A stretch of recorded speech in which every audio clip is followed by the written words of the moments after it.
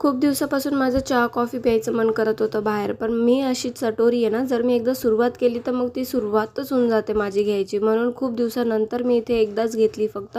आणि त्याच्यानंतर घरी आल्यानंतर गपगुमाटाने जेवण केलं. जेवणामध्ये मी लसूण या मेथी बनवली होती आणि ह्या सुंदर मिरच्या बघून मला जरा पण मन करत नव्हतं त्यांचं काही बनवायला.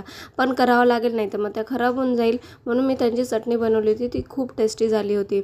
संध्याकाळी ना इरूला स्कूलमधून पण आणलं होतं आणि ट्यूशनमधून पण घरी आलेली होती ती. मग घरी एकदमच बोर होतं तर म्हटलं चला थोडंसं फिरायला जाऊया. मग आम्ही ना इथे देवी आईचं एक मंदिर आहे तिकडे गेलो होतो. तिकडे खेळायला मोठं पटांगण आहे.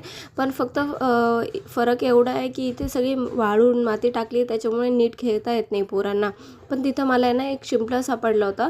मग मी अजून शिंपले गोळे केले आणि म्हटलं चला त्याचे एक पेंटिंग बनवूया छान, जे तुम्हाला येणाऱ्या व्हिडिओजमध्ये मी नक्कीच दाखवेल.